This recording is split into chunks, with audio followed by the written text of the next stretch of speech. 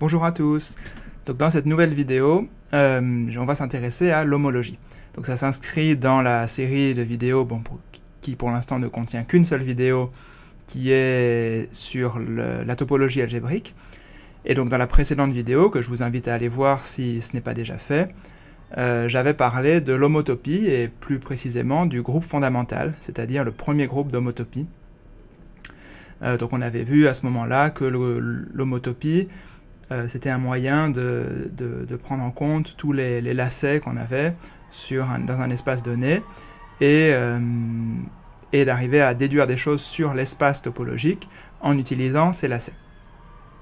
Alors oui, une petite remarque, je ne sais pas si vous entendez, mais il y a pas mal de bruit aujourd'hui parce qu'il y a un événement sportif à l'extérieur, donc j'espère que ça ne va pas trop perturber la vidéo. Mais voilà, s'il y a des exclamations, par moment, c'est pas à cause de ce que je dis, malheureusement.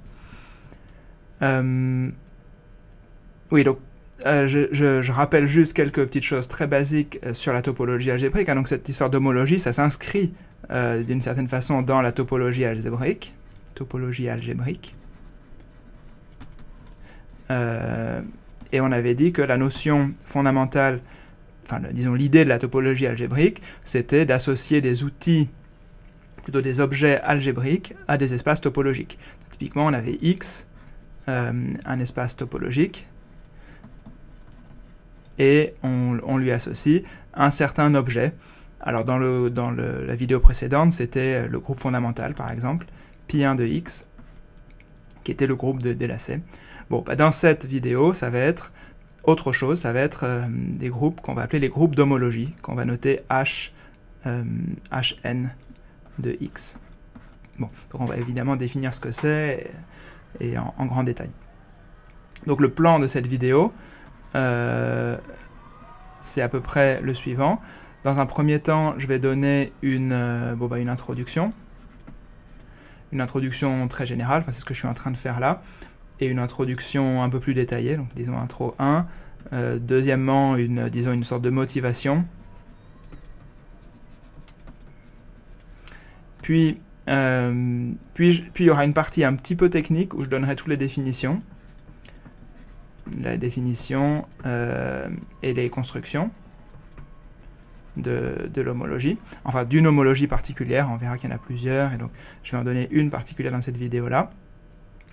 Et finalement, je donnerai des exemples. En fait, un très grand nombre d'exemples. Beaucoup d'exemples, parce que je pense que c'est ça qui est le plus intéressant ici, en tout cas. Et donc, petite précision concernant cette vidéo.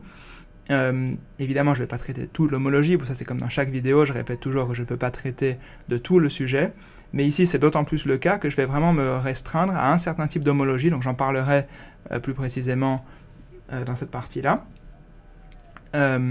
Et je vais également pas tant que ça en fait m'intéresser aux aspects algébriques, donc je ferai peut-être une autre vidéo où je parlerai plus des aspects algébriques, mais en fait il se trouve que, alors si dans la vidéo précédente, pour l'homotopie, le groupe fondamental, on avait juste besoin de quelques notions de théorie des groupes, et finalement pas tant d'algèbre que ça. Ici, derrière l'homologie, se cache vraiment un pan entier de l'algèbre, qu'on appelle justement l'algèbre homologique, ou l'algèbre cohomologique. Et donc je ne vais pas parler de tout ça ici, j'en parlerai peut-être une autre fois. Donc ici, on va vraiment se concentrer sur l'homologie version géométrique.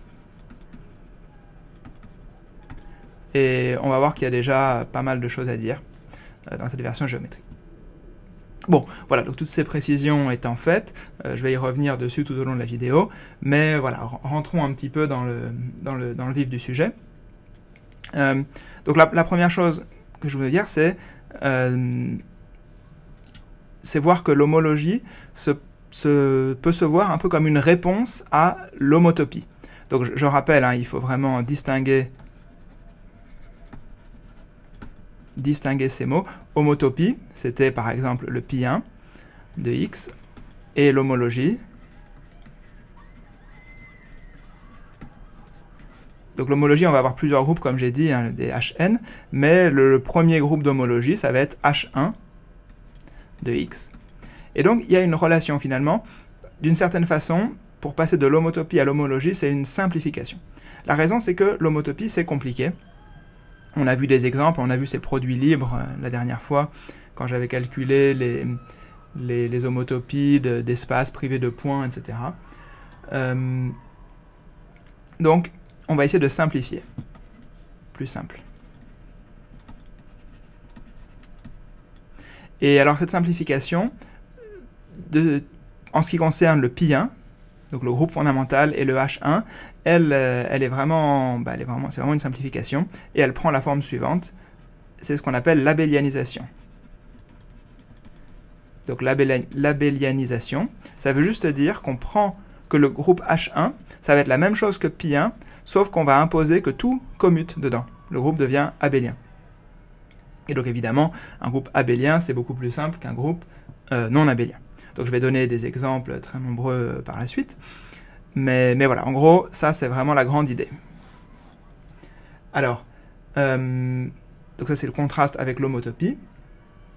Et donc, quelle va être l'idée fondamentale? C'est un petit peu la même qu'avec l'homotopie.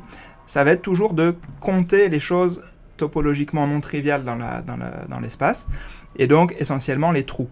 Donc le but c'est de compter les trous, plus précisément les trous, entre guillemets toujours, de dimension n, pour le groupe Hn. Donc on va essayer de compter ces trous de dimension n, et l'idée c'est qu'on va le faire d'une façon un petit peu abélienne, donc d'une façon plus simple que le groupe fondamental. Donc il y a une chose que je crois que j'avais mentionnée à la fin de la vidéo sur le groupe fondamental, c'est que le pi1 a des généralisations à Pn, qui d'une certaine façon compte aussi les trous de dimension n. Donc on a l'impression vraiment que cette homotopie et homologie font les mêmes choses, mais l'homologie va vraiment le faire de façon plus simple, et on va voir que ça nous permet de calculer en fait beaucoup plus facilement que dans le cas de l'homotopie, où finalement c'était très compliqué de calculer des choses. On a vu, j'avais donné l'exemple final du complément du nœud de Trèfle, et c'était déjà très dur. Donc on va voir ici qu'on va pouvoir faire plus de choses. Et donc l'outil fondamental qu'on va faire, c'est qu'on va mettre une structure sur l'espace X. On va munir X d'une structure, d'une sorte de triangulation. D'accord? Donc d'une triangulation. Donc ça veut dire qu'on va prendre l'espace X, et puis on va le décomposer en petits triangles élémentaires. Voilà. Et donc chaque triangle, évidemment, est très simple. Et l'idée, ça va être de regarder comment ces triangles se collent entre eux. Et la façon dont ils se collent entre eux, c'est ça qui va nous permettre de définir ces groupes d'homologie. Donc toute l'idée, ça va être d'arriver à définir comment cette chose-là se passe. Donc vraiment le slogan, si je voulais résumer en une phrase, on va essayer de regarder... alors non, avant de dire les slogans, il faut d'abord que j'introduise un autre mot, c'est le mot de cycle. Car une des conséquences du fait qu'on va regarder l'abélianiser, donc on va rendre tout commutatif, ça voudra dire que vous vous souvenez que pour le groupe fondamental, on avait des lacets, et ils étaient en un certain point, et on regardait tous les lacets, mais il y avait une racine. Même si on a vu qu'après, on pouvait oublier la racine, dans le sens où les groupes fondamentaux basés en n'importe quel point étaient toujours les mêmes. Mais il y a besoin d'une racine pour définir les lacets. Ici, on n'a plus besoin de racine, et du coup on va remplacer la notion de lacet par la notion de cycle. Donc qu'est-ce que c'est qu'un cycle? Intuitivement, un cycle, ça va être une chose, alors j'ai pas envie de dire vraiment encore ce que c'est, mais c'est disons un truc sans frontières. D'accord, c'est ça que ça veut dire être un cycle. Ça veut dire quand on fait le tour et on revient sur soi-même, donc on n'a pas de frontières. Donc c'est un cycle. Donc l'idée c'est qu'on va compter ces cycles. Donc c'est un peu la même chose que les lacets, sauf qu'on n'a plus besoin vraiment de point de départ. Et on va considérer que deux cycles sont les mêmes si eux-mêmes sont la frontière de quelque chose d'autre. D'accord, donc bon, pour donner un exemple trivial, encore une fois je vais donner vraiment beaucoup d'exemples, mais disons que si je regarde ce cycle-là, Et si je regarde ce cycle-là, bah, vous voyez que l'ensemble de ces deux choses forme la frontière de l'espace ici qui est entre les deux. Et du coup, c'est un petit peu la même notion que ce dont on avait parlé avant avec l'homotopie. On peut transformer l'un en l'autre d'une certaine façon, puisque l'un est la frontière de l'autre. Mais on va voir que ces notions sont subtilement différentes. Donc, il faut faire attention. Donc, on va vraiment essayer de formaliser cette notion de truc sans frontière et d'être la frontière de quelque chose d'autre. Il va falloir définir cette application frontière. Voilà. Donc, pour résumer un petit peu ce que je viens de dire là, qui est vraiment très très flou, hein, j'en suis bien conscient, on remplace la notion de lacet par la notion de cycle. On remplace l'équivalence d'homotopie, donc la contractibilité, par l'idée d'être une frontière.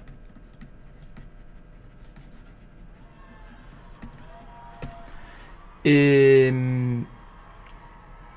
donc voilà, c'est vraiment les deux sauts qu'on va faire, donc on va essayer de formaliser. Donc avant de rentrer dans les détails, et dans la partie où je vais donner toutes les définitions de tout ça, j'aimerais donner déjà un exemple, en fait, un exemple pour motiver tout ça. Donc on va repartir du tore. Donc le tore, on l'avait traité aussi en détail la dernière fois.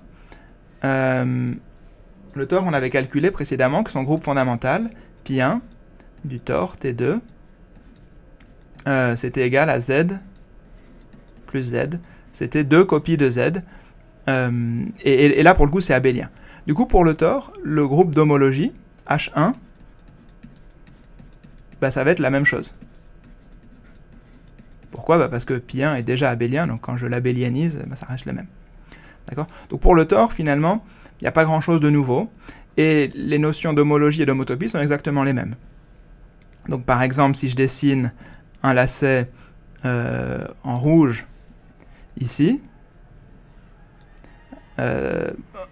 ancré dans ce point-là, bah ce lacet est contractible, donc c'est un élément trivial du groupe d'homotopie, et c'est aussi un élément trivial du groupe d'homologie, puisque c'est la frontière de la zone que je hachure ici. De la même façon, si je prends maintenant le lacet bleu ici, celui-ci est non contractible du point de vue de l'homotopie. D'accord, je ne peux pas le réduire en un point. Et il est aussi non trivial du point de vue de l'homologie, puisqu'il n'est pas la frontière de quelque chose. Et si je voulais en faire la frontière de quelque chose, il faudrait que je prenne tout le tore, en fait, faire tout le tour là. Mais du coup, cette chose-là, évidemment, n'a pas de frontière. Ou si je prenais tout et que j'enlevais juste le cycle là, bah dans ce cas, sa frontière, oui, ça compterait de chaque côté et ça s'annulerait. Donc bah, on voit que les notions sont bien les mêmes. Et donc maintenant, voyons pour voir un exemple où les deux ne sont pas les mêmes. Prenons un exemple de surface où le groupe fondamental n'est pas abélien. Et donc pour ça, il suffit de prendre le tore à 2 poignées. Donc au lieu de prendre T2, je vais prendre une surface de Riemann, un tore à 2 poignées. Donc alors dessinons-le ici.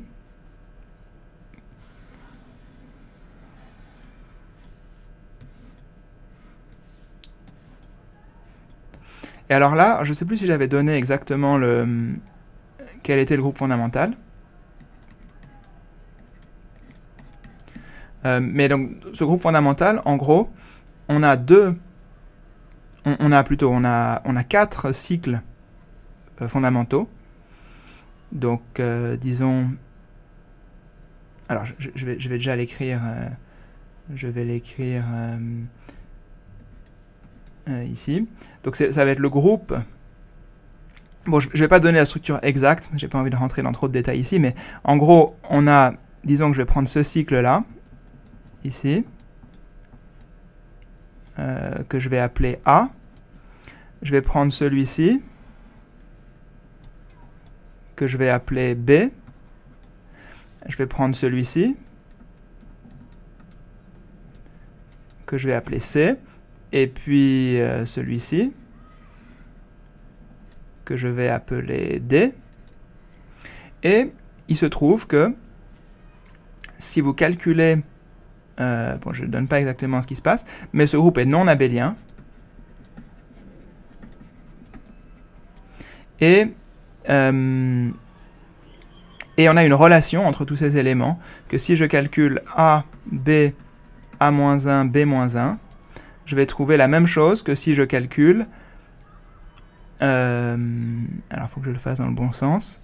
J'imagine C, D, C-1, D-1. Bon, j'espère que je l'ai fait dans le bon sens.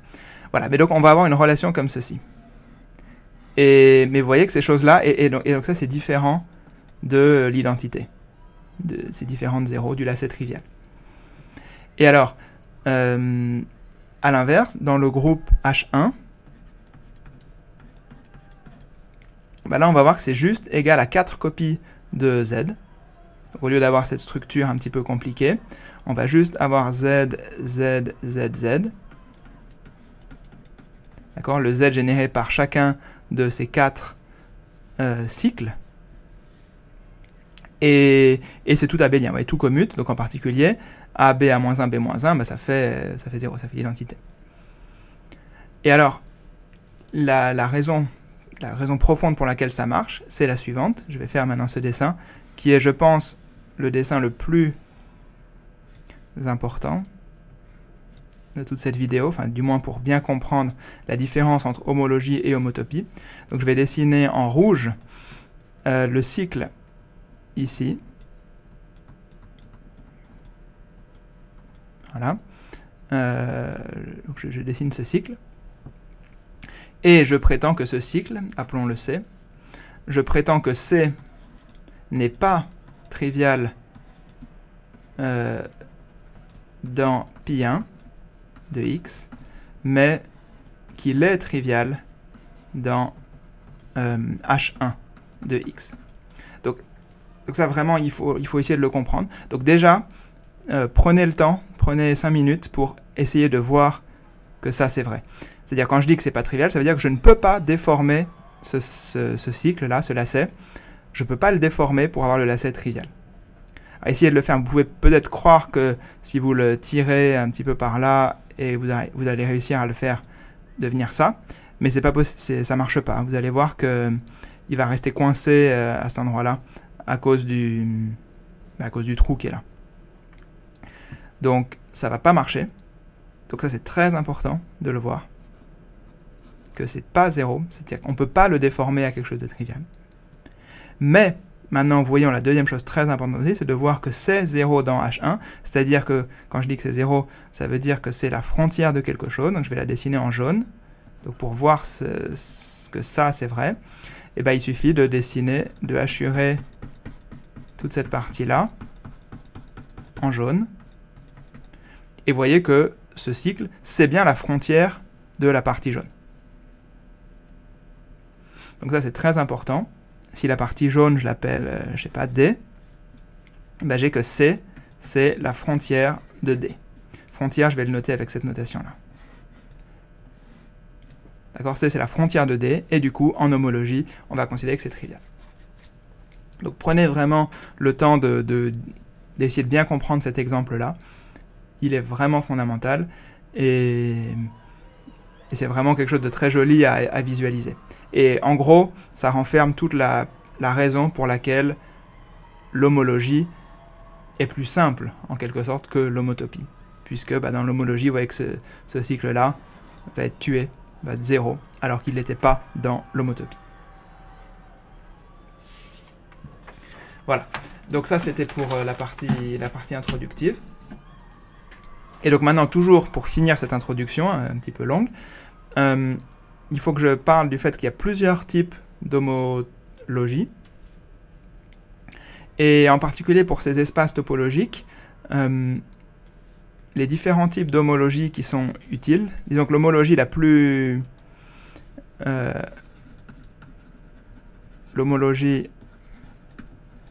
jolie en quelque sorte, celle qui est la plus générale, c'est ce qu'on appelle l'homologie singulière. Donc l'homologie singulière, elle marche pour tout espace topologique. Pour tout espace topologique X, je peux définir cette homologie singulière. Bon, mais c'est un petit peu compliqué à définir.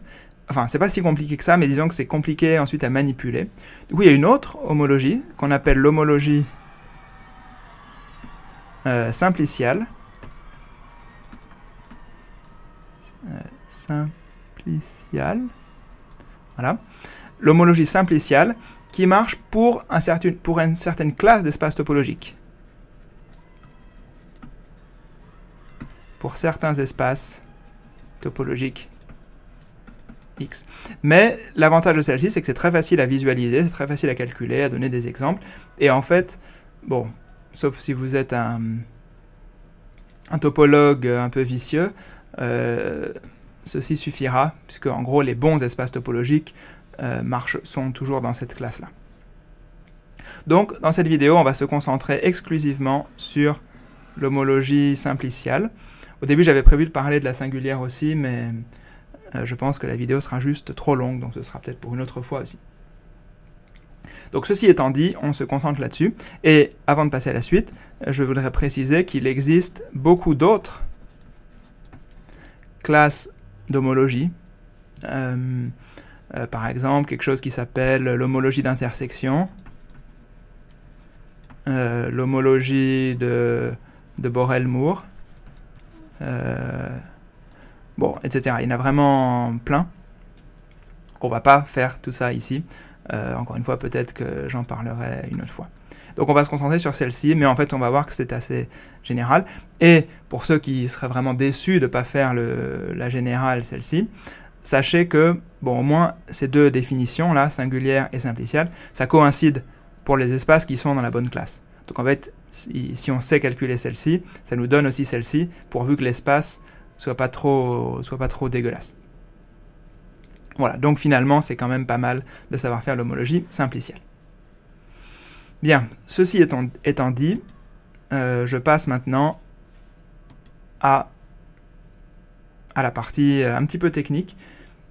Pour me débarrasser de toutes les définitions, je vais les donner un peu tout d'un bloc.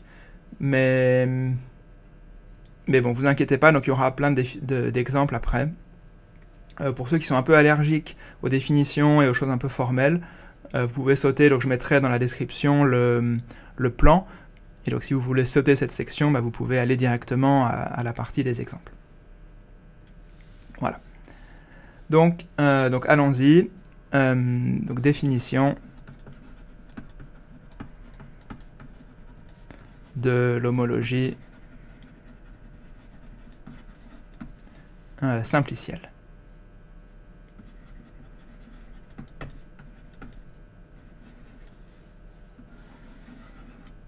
Ok. Alors il va y avoir un petit paquet de définitions, comme j'ai dit, mais bon, restez avec moi. Je vais faire des petits dessins pour que ça reste un petit peu clair. Donc la première chose, c'est quelque chose de vraiment très simple, c'est la définition d'un simplex. Donc, définition, un simplex. Bon, bah déjà je vais commencer par des dessins pour montrer ce que c'est, et du coup la définition sera ensuite très claire. Un simplex, un zéro simplex, c'est juste un point. Un 1 simplex, c'est juste un segment. Un 2 simplex, c'est un triangle plein. D'accord, c'est la surface d'un triangle. Un 3 simplex, c'est une pyramide pleine également. Voilà, je la colorie pour dire que c'est rempli. Bon, etc. Après, je peux plus dessiner. Mais vous avez bien compris ce que c'est. Donc, pour donner une définition claire, je prends V0, Vn, n plus 1 point tel que non contenu dans un hyperplan,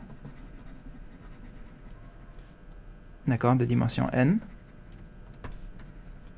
Donc pour simplifier, j'ai pas dit dans quel espace je me mettais, j'ai pas envie de trop préciser, mais disons, alors attendez, pour faire ça, je vais utiliser la technologie. Est-ce que je peux faire ça comme ça? Oups. Non, ok, je peux pas utiliser la technologie. Bon, c'est pas grave. Je voulais faire de la place. Donc, n plus 1 point, disons 2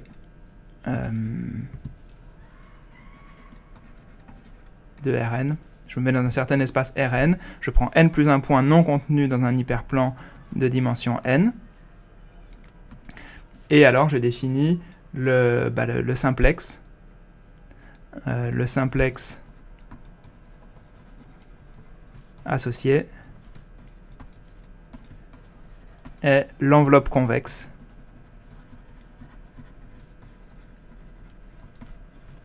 de ces points, de ces n plus 1 point. Bon, c'est vraiment juste ce que j'ai dit là. Donc par exemple, si j'ai ces 3 points là, 3 points du triangle, bah, l'enveloppe convexe est tout ce qu'il y a dans la partie convexe délimitée par ces 3 points. Bon, ok, donc ça c'est une définition assez claire. Et je vais même aller plus loin. On va définir ce que c'est qu'un simplex standard.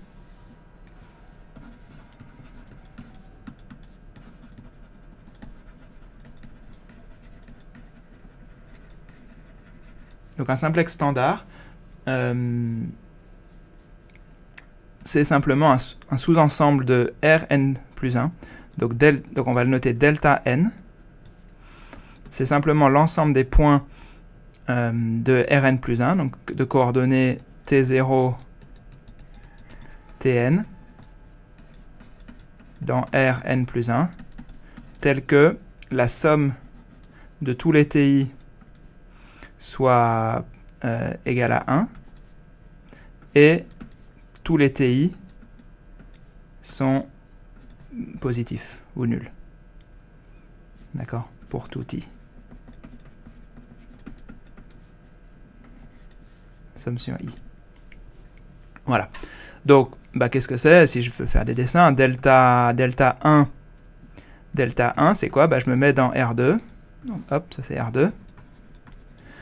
Et je prends tous les points, tels que la somme des deux coordonnées vaut 1, et qui sont positifs. Donc déjà c'est positif, donc on est dans le cadran ici, en haut à droite. Et la somme fait 1, donc on est de ici à là. Ok.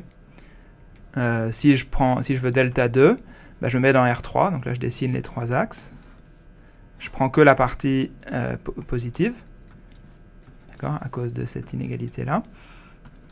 Et je prends les 3 points qui sont ici, donc en gros les sommets des vecteurs qui définiraient une base orthonormée, la base canonique, quoi. Et voilà, je prends le triangle ici, qui est délimité par ces points. Bon, vous voyez que c'est assez intuitif. C'est un simplex standard, et c'est bien des cas particuliers de ce que j'avais montré au-dessus. D'accord ? Donc ça, c'est le simplex standard. Ok, donc c'est la deuxième définition. Je vais numéroter mes définitions, tiens, pour donner une sorte de rythme. Définition 1, définition 2. Ok. Donc maintenant, définition 3. Donc vous voyez qu'il y a beaucoup de définitions, mais finalement, c'est pas très compliqué. Qu'est-ce que c'est qu'une face? Bah, si j'ai un simplex, donc la face du simplex définie par les points V0, Vn, dont j'ai parlé plus tôt, une face de ce simplex-là, c'est n'importe quel n-1 simplex obtenu en enlevant un point.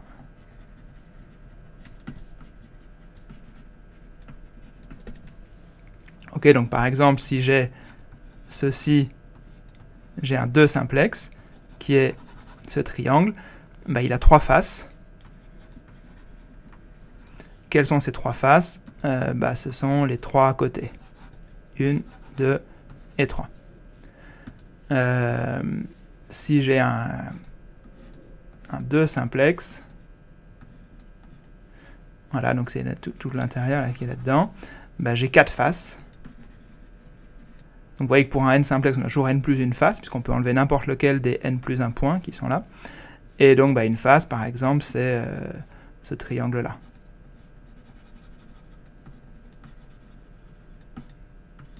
C'est évidemment de là que vient le mot face. Ok, bon, jusqu'à présent, vous voyez que pas très compliqué. Maintenant, passons à la définition suivante.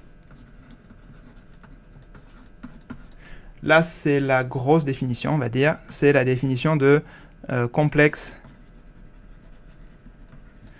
simplicial. Ok, donc ça c'est la grosse définition, et elle va être technique, c'est la plus technique de toutes. Donc bon là, c'est vraiment le moment où il ne faut pas lâcher, parce que après, ça deviendra un peu plus clair. Donc soit X un espace topologique, donc une structure de complexe simplicial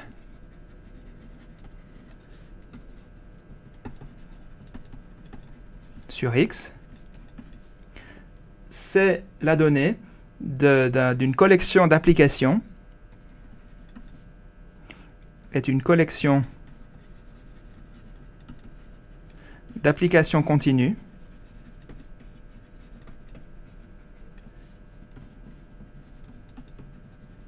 que je vais appeler sigma alpha, qui vont de delta n, notre complexe simplicial standard dont j'ai parlé plus tôt, dans X, d'accord, avec ce n qui peut dépendre de alpha, hein, le n dépend de quel alpha on a, qui vérifie un certain nombre de conditions.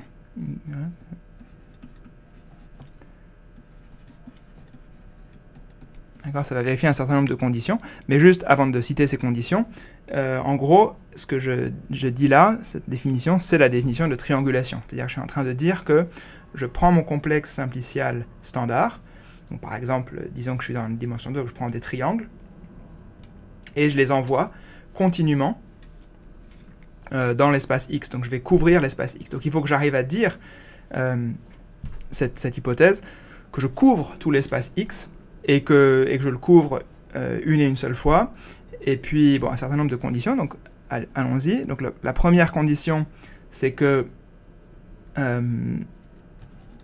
sigma alpha, si je me restreins à l'intérieur du simplex standard, donc je note delta n rond, ça veut dire l'intérieur, c'est-à-dire j'enlève les faces, bah, je veux que ça ce soit injective. D'accord, je veux pas qu'en envoyant mon simplex standard, en tout cas l'intérieur, je veux pas toucher plusieurs fois le même point. D'accord, je veux vraiment qu'il n'y ait pas de pliure, quoi. Donc je veux que cette application-là soit injective. Et je veux aussi que pour quel que soit le point X de l'espace, je veux le couvrir au moins par une de ces applications. Et une seule. Je veux qu'il soit couvert, et je veux que ce soit par une seule application si j'élimine les faces.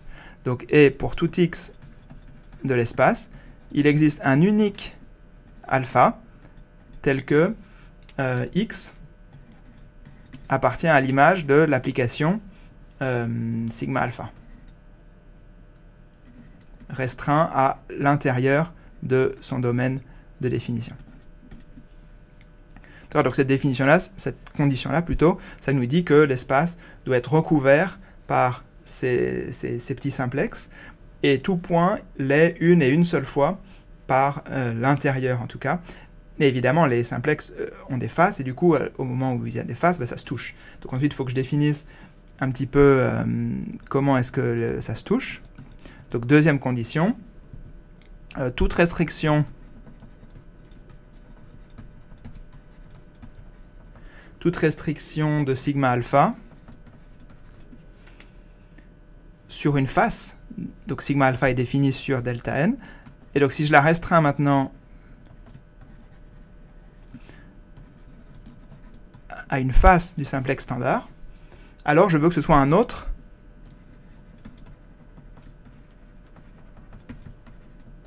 sigma bêta dans ma collection. D'accord? Donc si j'ai, ça veut dire que si je recouvre ma section, ma surface, disons, avec des triangles, je veux aussi la recouvrir avec des segments, et je veux que, en particulier, dans ces segments, toutes les faces de tous les triangles soient dans la collection. Ok? Donc c'est en quelque sorte, je veux que la collection soit complète. Je veux pas qu'il y ait de trous. Voilà. Et la troisième condition est encore un peu plus technique. Je veux que pour toute partie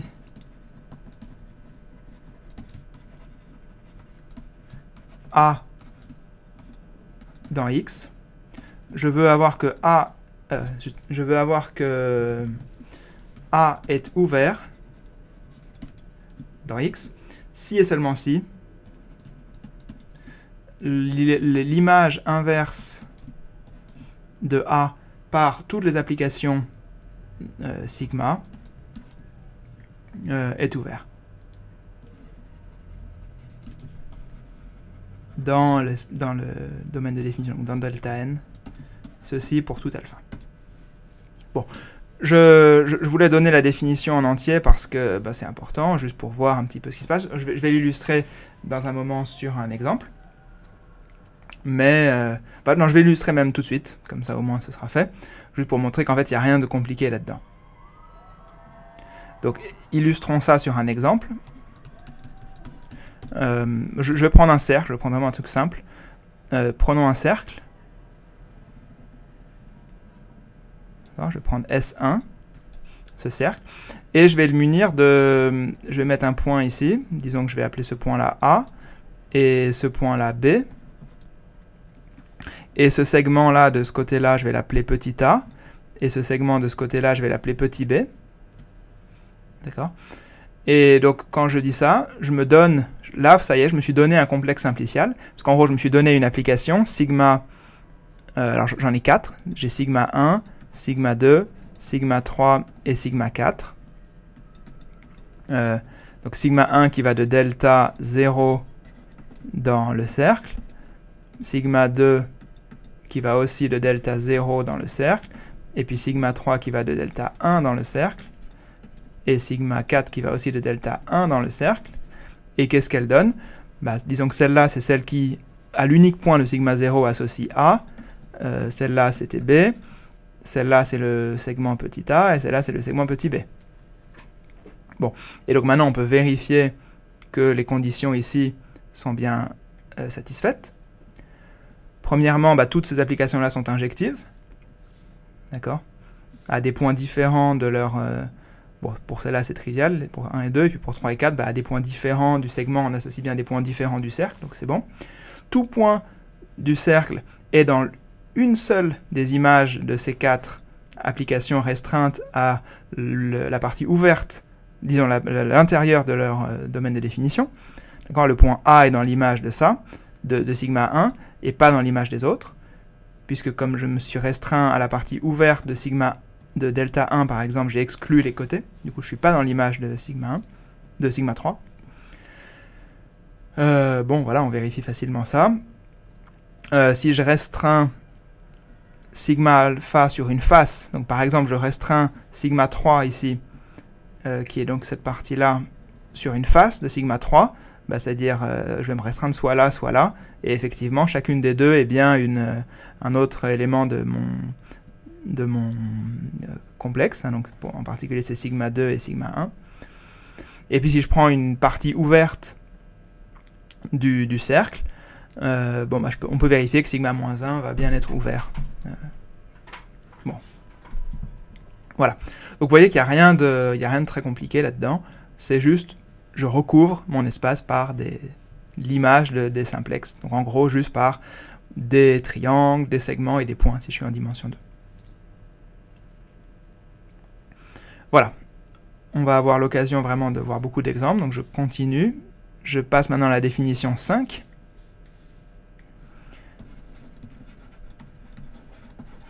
La définition 5, ça va être la définition de chaîne.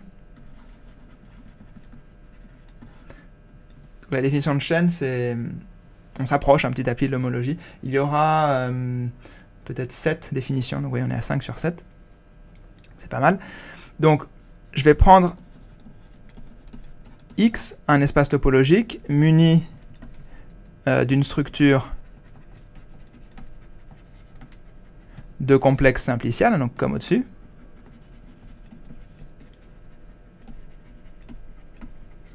D'accord, que j'appelle donc sigma alpha. Et maintenant, je vais appeler delta n, donc le groupe des chaînes de dimension n.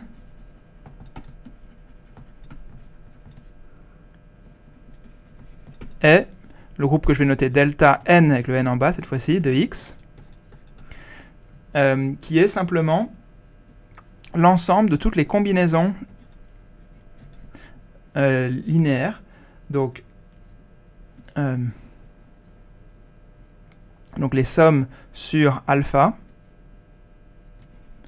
telles que le n, je vais noter n de alpha ici, donc tel que n de alpha égale n, le n qui est là, et les sommes doivent être finies. Donc toutes les sommes sur ces choses-là de l'image, d'accord, donc des sigma alpha de l'intérieur du complexe standard. Et je m'autorise à mettre des coefficients que je vais appeler m alpha devant, où m alpha est un entier relatif. Alors qu'est-ce que c'est que ce machin-là, vous allez me dire. Donc par exemple, si je reprends mon exemple du dessus, ici, alors ça commence à faire ça c'est embêtant. Donc qu'est-ce que c'est ici? Ça veut dire que je m'autorise juste, ce que ça dit là, en fait c'est vraiment très simple, ça veut dire que j'ai 4 objets de ce type-là, qui sont les 4 choses que j'ai mises là, A, B, B, petit a et petit b. Et je m'autorise, donc delta 0, ça va être l'ensemble de toutes les combinaisons M, donc MA fois A, plus MB fois B, où MA et MB sont des entiers relatifs. Alors vous allez me dire, qu'est-ce que ça veut dire de prendre 2 fois le point A moins 14 fois le point B? Bah, ça ne veut pas dire grand-chose, mais j'ai le droit, enfin je le définis. Disons que c'est une somme formelle. Et vous allez voir après, je vais l'illustrer et ça va devenir plus clair. Donc ça c'est le groupe des chaînes. Ok, très bien. Et donc cette chose-là, pour pas avoir à répéter ça toujours, je vais l'appeler, je vais le noter E, comment j'ai noté? EN alpha. D'accord, donc les EN alpha, c'est ces choses-là. EN alpha. Ça c'est pour n égale 0, et ça c'est pour n égale 1. Alors, vous voyez, c'est les objets de dimension 0 dans l'espace, et les objets de dimension 1. Voilà, donc ça c'est le groupe des chaînes. Je passe maintenant à la définition suivante, définition 6. 6 sur 7. J'espère que c'est bien 7. Donc maintenant, on va définir une application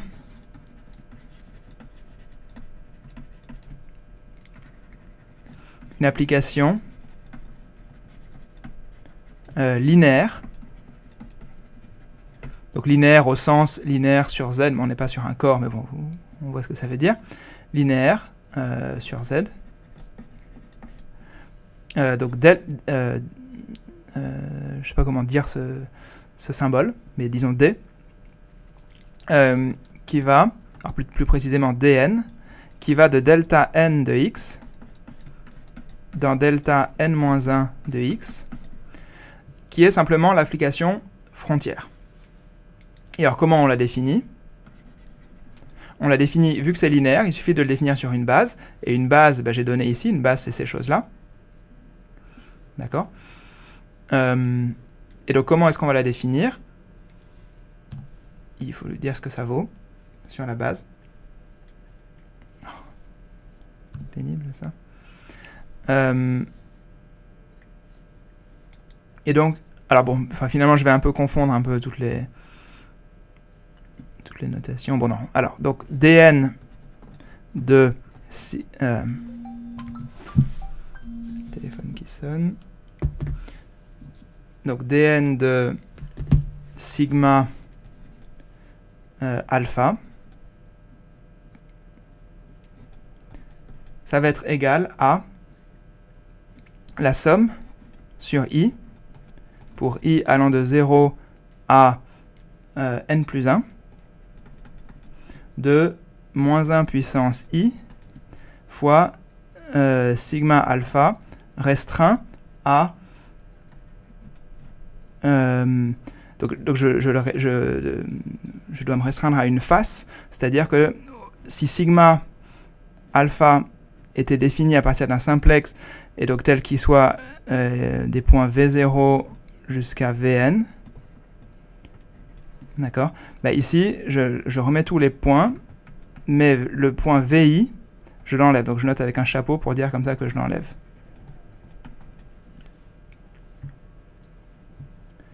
Voilà. Alors, donnons vraiment concrètement ce que ça veut dire. Donc ça, c'est la définition de delta. Donc par exemple, si j'ai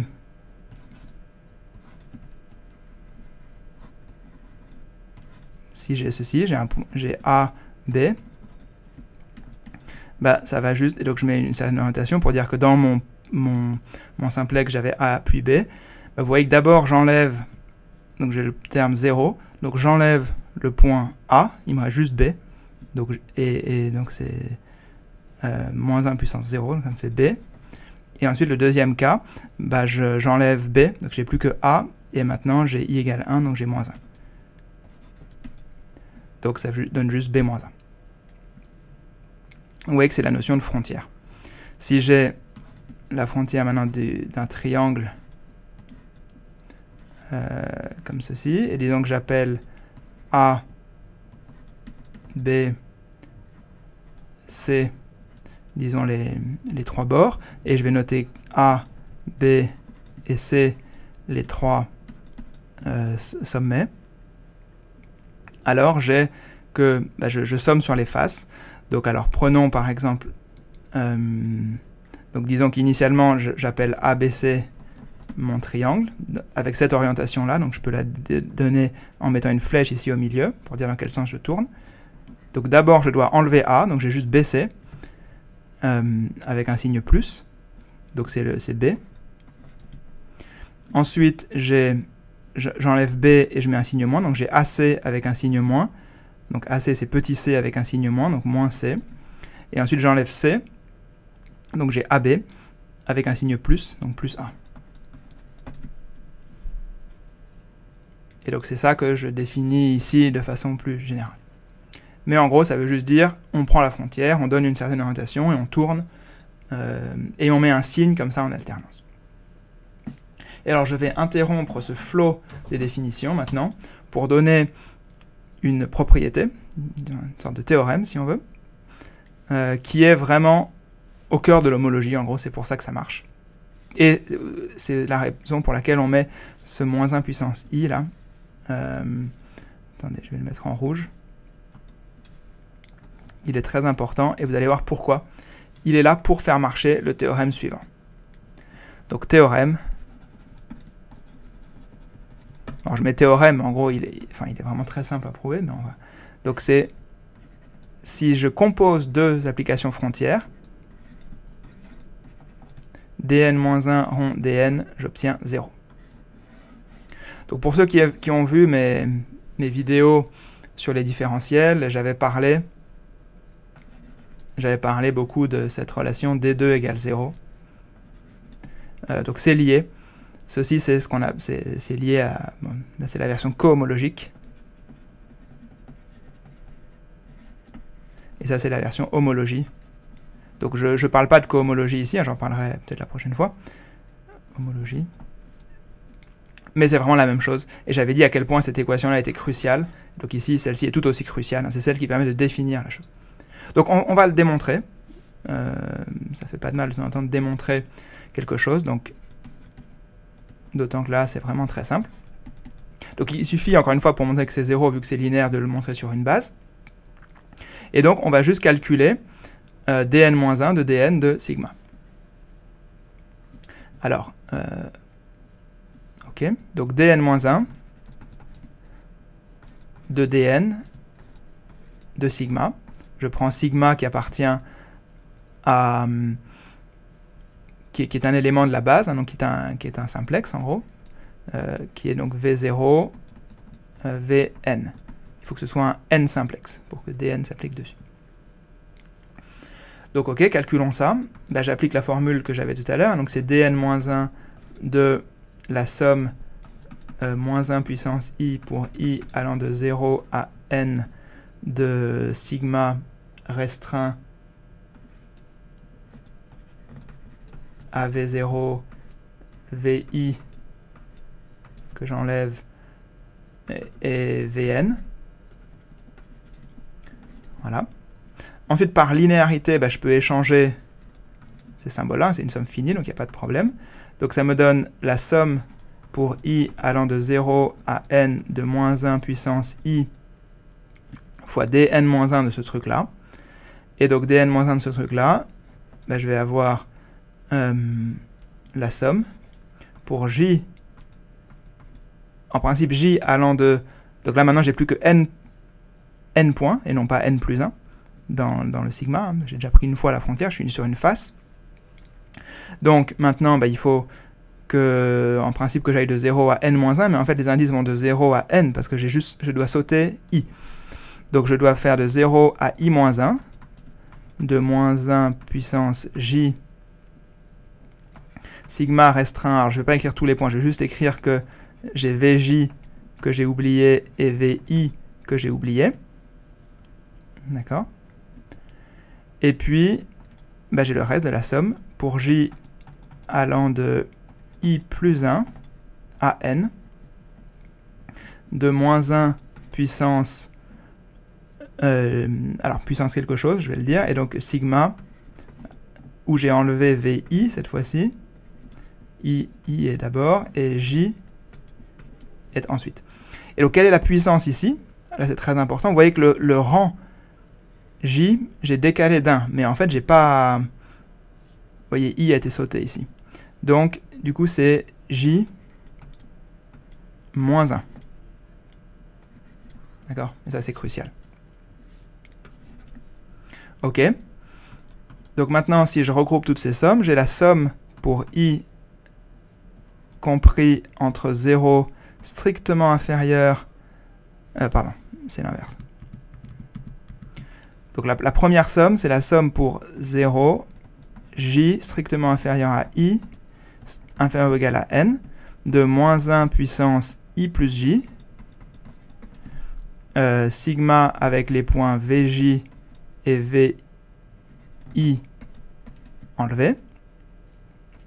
Et dans l'autre cas, j'ai la somme pour i, cette fois-ci strictement inférieur à j, inférieur ou égal à n, de moins 1 puissance i plus j moins 1, et sigma, où j'ai enlevé, alors je crois qu'on ne va plus voir bientôt, donc je vais monter, où j'ai enlevé vi et vj. Ok, c'est bientôt fini. Je vais réécrire ça exactement la même chose, donc je recopie tout, j, i, n, moins 1, i plus j, sigma, vj, vi. Et donc ici, ce moins 1 qui est là, je vais le transformer en un moins. Et j'ai des indices muets ici, donc je vais échanger i et j. C'est des indices muets, donc j'ai le droit de faire ça. Donc j, i, n, moins 1 puissance i plus j devient j plus i, mais je le remets dans l'ordre, i plus j. Et sigma, ici ça devient vj, vi. Et bah vous voyez que c'est exactement la même chose. Donc ça fait 0. Donc vous voyez ce moins là, qui vient de ça, est vraiment crucial, et ça nous donne ce théorème. Donc là, on a démontré que dn-1 rond dn est égal à 0. Et alors, allons un petit peu plus loin. C'est ça qui va nous permettre de finalement arriver à la définition de l'homologie. Voyons un petit peu ce que ça nous donne, cette chose-là. Du coup, alors pour récapituler, on a donc l'application dn, c'est une application qui prend une, alors disons plutôt je vais mettre dn plus 1. Donc dn plus 1, c'est une application qui va de delta n plus 1 de x, d'accord, de toutes les chaînes de dimension n plus 1, et qui donne la frontière, qui sont des chaînes de dimension n. Et ensuite, on a l'application dn, qui prend ces chaînes de dimension n et qui donne des chaînes de dimension n-1. D'accord? Alors juste pour illustrer, attendez, avant de dire ça, je voudrais juste illustrer. Vérifions quand même que sur un triangle, on va le vérifier en fait sur ce que j'ai marqué au-dessus. Comme ça on verra si je ne me suis pas planté dans les signes. Ici j'avais donné des exemples.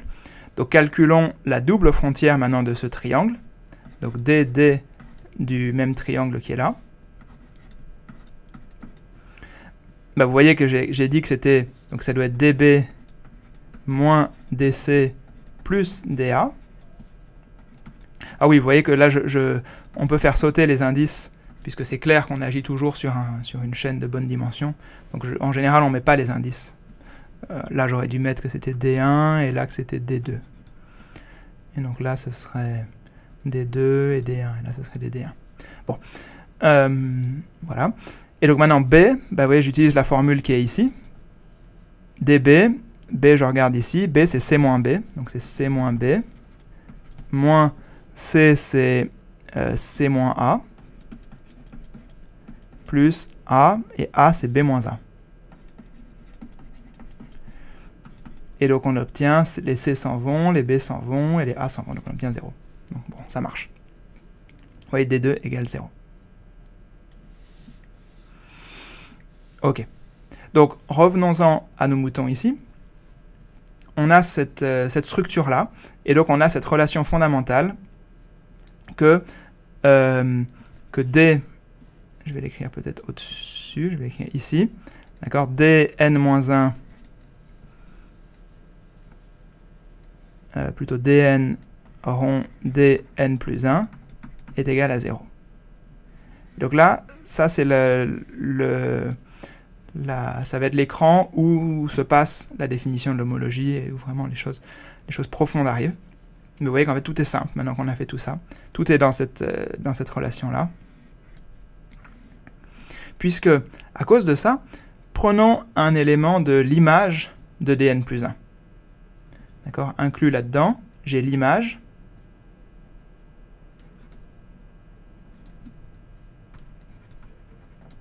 de dn plus 1.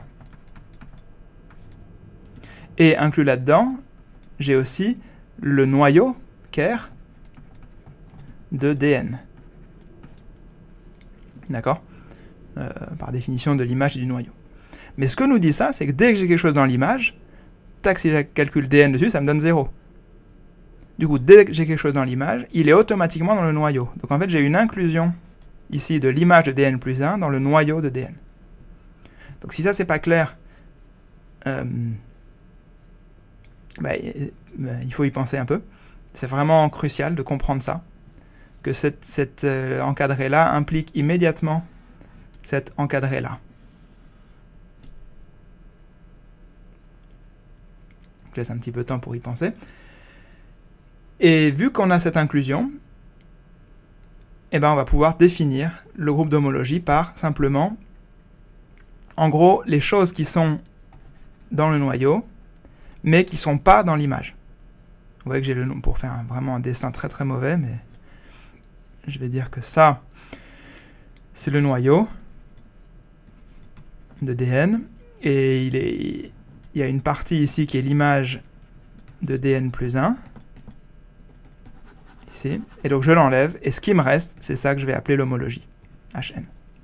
Donc pour donner une définition plus précise, HN, et je mets toujours le delta ici pour dire que je me suis donné un complexe simplicial de X, c'est le quotient du noyau par l'image.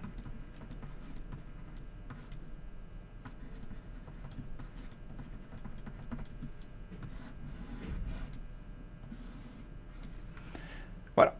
Voilà, donc ça c'est la définition de l'homologie. Donc maintenant, disons ça en mots, qu'est-ce que ça veut dire cette chose-là?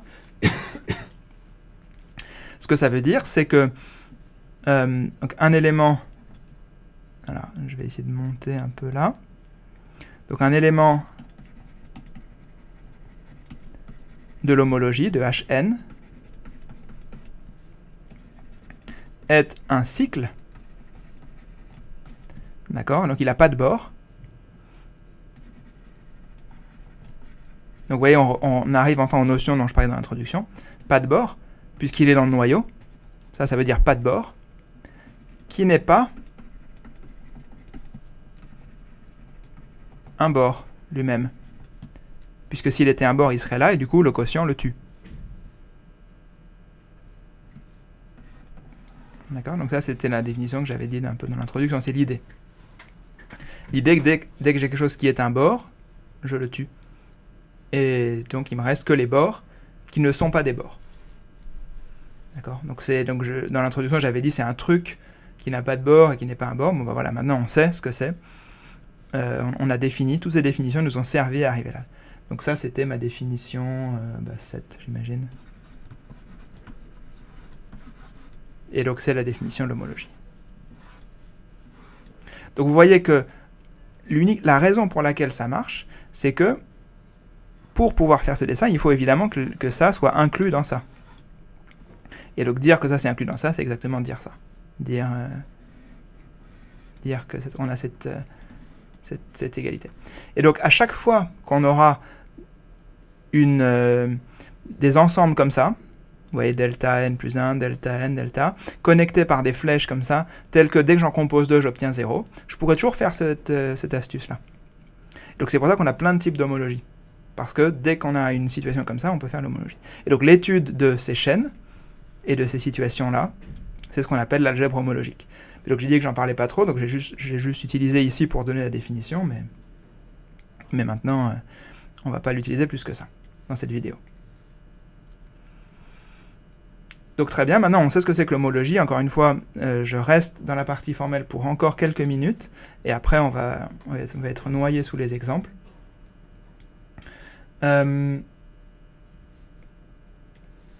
Donc on va faire une petite remarque ici.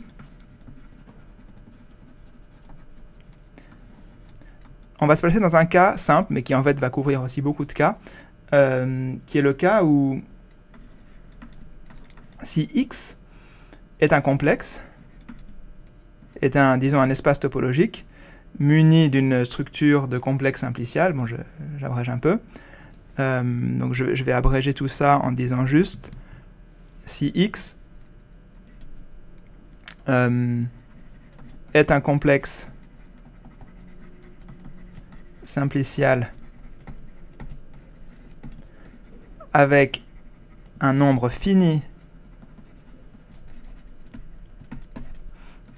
de simplex, donc de sigma alpha, d'accord, alors Hn delta de x est un groupe, d'accord, c'est un groupe parce que je l'ai construit comme ça, abélien,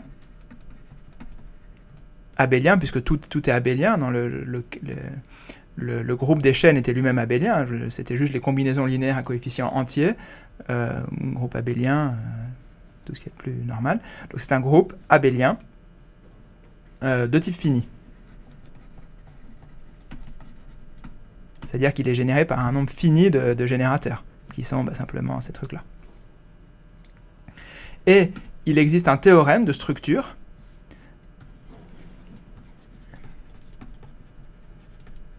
pour ces groupes abéliens de type fini. Et donc ce théorème de structure nous dit qu'un tel groupe est forcément de la forme suivante. Donc en particulier, ça va s'appliquer pour Hn, delta de x. On a un certain nombre de facteurs infinis, qui sont isomorphes à z. Et puis ensuite, on a un certain nombre de groupes cycliques finis.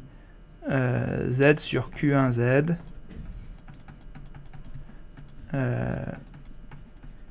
Z sur QS, Z. Bon, un certain nombre. Voilà. Et donc, du coup, ça va être le cas pour nos groupes d'homologie. Et donc, vous voyez que adieu groupe... déjà, adieu groupe non abélien, on n'a que des groupes abéliens.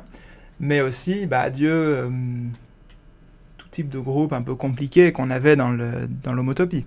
Ici, ça va toujours être de cette forme-là. Donc, cette composante-là, elle peut être un peu compliquée, parce qu'on a tous ces entiers, la Q, qui doivent être des puissances de nombres premiers. Je ne vais pas trop rentrer dans les détails. Ça, c'est ce qu'on appelle la partie torsion du groupe d'homologie. Et on a cette partie-là, qui là est vraiment très simple. Il suffit de dire combien il y a de facteurs Z. Donc on va dire qu'on a Bn termes. Et ce Bn, du coup, c'est un nombre vraiment qui caractérise le nombre de facteurs infinis. Donc c'est d'une certaine façon la dimension de ce truc-là. Et donc, ce Bn, on va l'appeler nombre de Betti.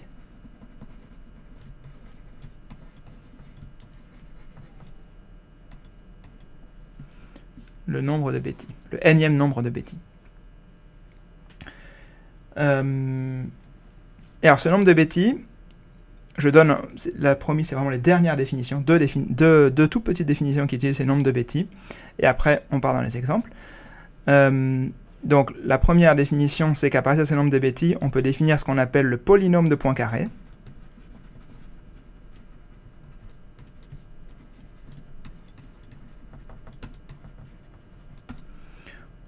Alors, polynôme ou... je vais mettre polynôme entre guillemets, puisque, imagine, si ça pourrait être infini, dans les cas qu'on va regarder, ça va être fini. Donc, le polynôme de Poincaré, c'est simplement la somme. C'est le polynôme dont les coefficients sont les nombres de Betti, tout simplement.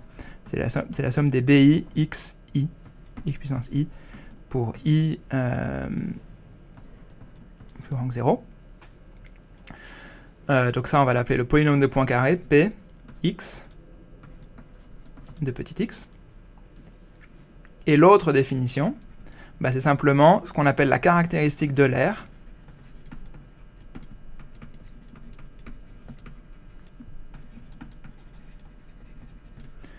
qu'on note qui, et qui est juste le polynôme de Poincaré évalué en -1. Donc en d'autres termes, c'est égal à la somme des -1 puissance i bi pour i positif. Voilà, c'était mes deux définitions. Et donc, quand on va voir les exemples, on va voir que ces choses-là sont assez utiles, déjà pour encapsuler pas mal de données à propos de l'homologie.